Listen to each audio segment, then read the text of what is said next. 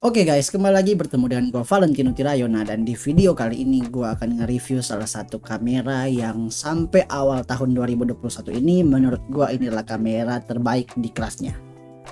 Ya, ini adalah kamera mirrorless Sony A6400. Ini adalah sebuah kamera mirrorless yang bersensor APS-C. Nah, kalau kalian pernah melihat kamera-kamera Sony A6000 series, nah kamera mirrorless Sony A6400 ini kurang lebih mirip dengan Sony A6000 series ya. Kalau ada A6000, A6100, A6300, A6500, bahkan yang terbaru adalah A6600. Tapi A6600 itu wah udah pokoknya udah bisa dibilang expert lah. Nah, harganya juga sih nggak tanggung-tanggung. A6600 itu dibanderol dengan harga 29 jutaan kalau nggak salah. Nah, untuk Sony A6400 ini dibanderol dengan harga untuk body only-nya dibanderol dengan harga 11 sampai 12 jutaan. Nah, kalau kalian membelinya sekarang di toko di bawah sini, kalian boleh cek linknya pembelian di bawah sini. Lagi ada diskon dengan harga 11.300.000 kalau nggak salah ya. Pokoknya kalian cek saja linknya di bawah sini. Dan kalau kalian mau beli dengan lensa kitnya 1650, kamera Sony A6400 ini dibanderol dengan harga 12 juta sampai 13 jutaan. Jadi lebih detailnya untuk harganya kalian boleh cek linknya di bawah sini, dan tentunya itu bergaransi resmi Sony Indonesia. Gua harus pastikan buat kalian semua membeli produk-produk yang bergaransi resmi. Oke, nah sekarang kita akan bahas Sony A6400 ini. Nah, dari segi build quality memang kamera Sony A6400 ini sangat compact, sangat kecil. Dan kalau sekilas kalian untuk melihat perbedaannya di bagian body dari Sony A6400 ini, kalau sekilas kalian mau melihat, ini hampir nggak ada perbedaan dari A6000, A6100, A6300 dan A6400. Cuman yang membedakan di bagian gripnya. Di bagian gripnya dari Sony A6400 ini lebih gede daripada Sony A6000, dan kalau kalian pegang seperti ini akan cukup sangat nyaman guys. Jadi nggak usah istilahnya takut atau alami hal yang demikian atau apa dibandingkan dengan Sony A6000 ya. Bahkan A6300 juga hampir mirip dengan A6400, cuman ini lebih gede sedikit. Nah, kecuali kalian bandingkan dengan Sony A6500. Sony A6500 itu gripnya lebih gede daripada Sony A6400 ini. Nah, kita lihat di bagian tombol-tombolnya. Sekarang kita akan bahas. Nah, buat kalian para user baru yang baru mau menggunakan kamera Sony, kalian mungkin akan sedikit kebingungan dengan tombol-tombol yang ada di kamera Sony A6000. Bukan cuma A6400 ya, tapi around Sony kayaknya ya. Tombol-tombolnya cukup ribet buat yang baru mau pertama kali belajar kamera. Berbeda terbalik dengan kamera Canon. Kalau kamera Canon kan user interface-nya sangat simple, sangat gampang.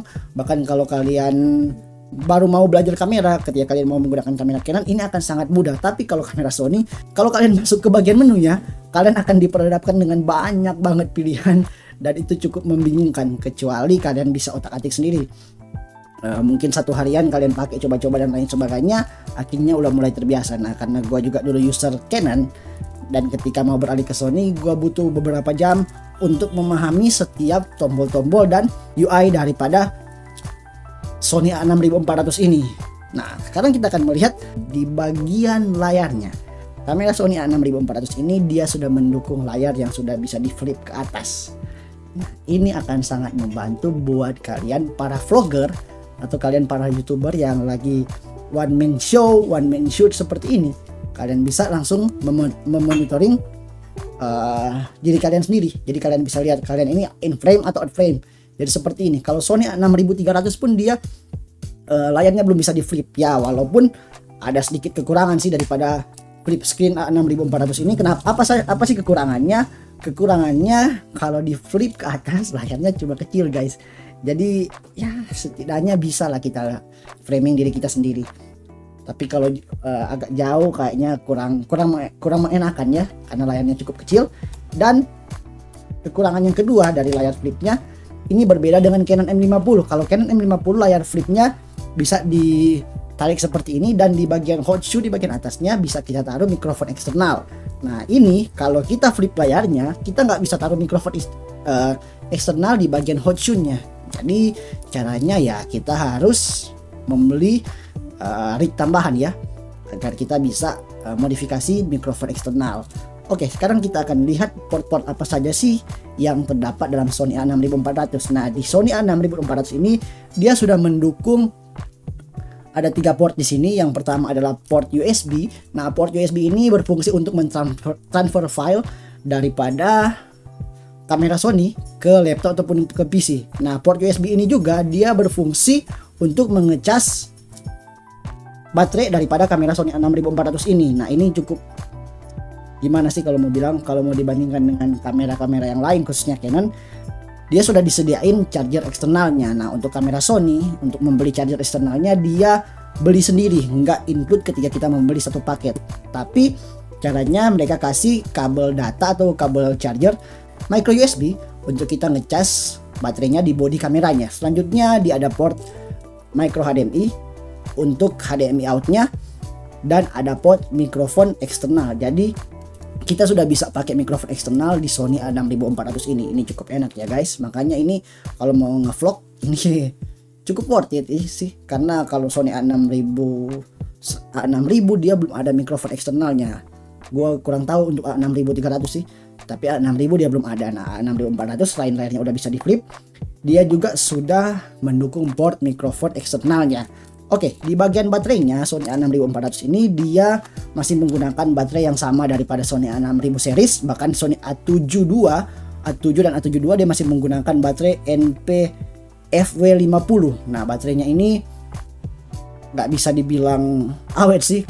Pemakaian gue pribadi aja udah kurang lebih 1 bulanan ini ya boleh lah, tapi setidaknya buat kalian yang mau pakai ini untuk job profesional foto dan video, kalian harus membeli tambahan baterai lagi. Nah, banyak kok baterai third party untuk Sony ini, misalkan ada Kingma, ada Wasabi, dan ada beberapa merek juga yang lain. Tapi kalau kalian punya budget lebih, nggak ada salahnya kalian membeli baterai original daripada Sony A6400 ini. Nah, untuk memorinya dia juga berada di satu tempat dengan tempat baterainya. Oke, sekarang kita akan bahas di bagian teknisnya. Di bagian teknis daripada Sony A6400 ini, dia adalah sebuah kamera yang bersensor APS-C sama dengan Sony mirrorless lainnya, maksudnya Sony A6000 lainnya, dan dia bersensor 24,2 megapiksel.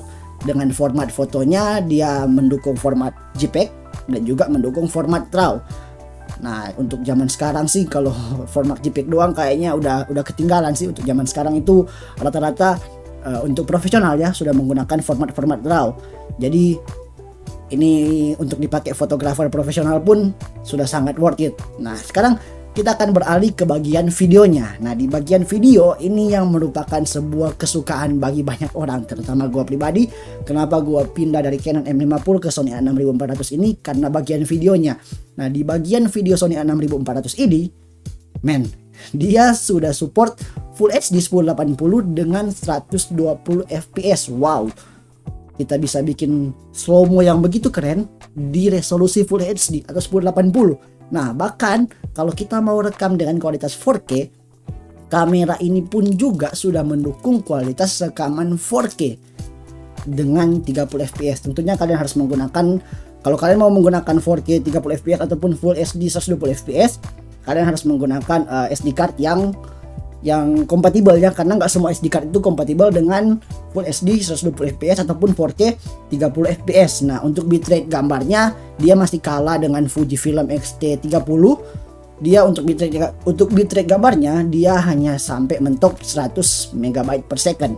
Tapi buat gue pribadi untuk ngejob wedding, untuk streaming, untuk foto-foto yang maksudnya nggak ditampilin di layar bioskop kayak gimana gitu, 100 MB per second, maksudnya 100 megabit itu udah sangat worth it, udah sangat cukup untuk gua gunakan sehari-hari maupun untuk pakai ngejob profesional.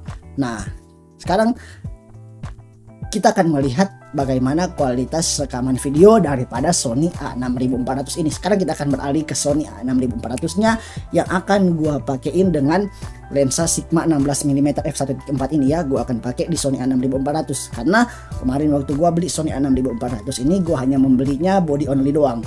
Oke, kita akan beralih ke bagian videonya. Yups. Nah, Dan sekarang kalian sedang menyaksikan kualitas gambar daripada Sony A6400 yang gua pakai menggunakan lensa Sigma 16mm f1.4. Ini gua pakai di bukaan f1.4 dengan ISO-nya 160. Kalian boleh melihat kualitas gambarnya seperti apa. Gua nggak pakai picture style, gua nggak grading di sini, dan gua nggak pakai efek apapun. Bahkan creative style-nya gua pakai standar semua. Jadi ini auto bawaan daripada Sony. Kalian boleh melihat. Nah, seperti ini. Dan kalau kalian melihat di monitornya, salah satu yang merupakan keunggulan daripada Sony A6400 ini, dia memiliki eye tracking yang sangat cepat seperti video ini. Nah, video ini gua kopas daripada channelnya ST Media ya. Ini eye trackingnya sangat cepat dan nggak usah diragukan lagi. Sekarang kita akan melihat kemampuan autofocus daripada Sony A6400 ini. Oke, kita akan mencoba. Ini masih tracking wajah. Kita pindah ke kamera, sap. Langsung dia pindah ke kamera. Lagi ke wajah, sap. Seperti ini. Wah men, cepet banget. Atau kayaknya kamera terlalu kecil, kita pakai ini biar muka gua ketutupan semua. Ini seperti ini. Nah, ini dia udah tracking ke dusnya. Sekarang pindah, ini ke wajah. Kalau dekatin kayak gini dia tracking ke mikrofon. Ya benar, ini kalian lihat mikrofonnya yang fokus ya. Ini belakangnya enggak. Tapi ketika gua pindah, ya langsung tracking ke wajah. Nah, ini merupakan sebuah keunggulan daripada Sony A6400. Nah, makanya menurut gua ini adalah kamera mirrorless APS-C yang terbaik di kelasnya, karena kemampuan autofokusnya, waduh, nggak usah diragukan lagi. Bahkan dibandingkan dengan Sony A72 mirrorless full frame, autofokusnya bisa gua katakan masih menang Sony A6400. Makanya buat kalian para videografer, ini waduh, ini worth it banget. Dan juga selain itu, seperti yang gue katakan tadi, dia sudah mensupport 1080 120 fps untuk bikin slow mo, dan ada yang namanya 4K 30 fps. Men, kita mau putar di layar yang cukup gede pun kalau kita pakai 4K 30 fps itu akan sangat worth it, asalkan kita menggunakan SD card yang mendukung format tersebut. Oke, sekarang bagaimana dengan kemampuan low light-nya? Nah, kalian akan melihat video gue yang satu ini. Ini adalah kemampuan low light daripada Sony A6400.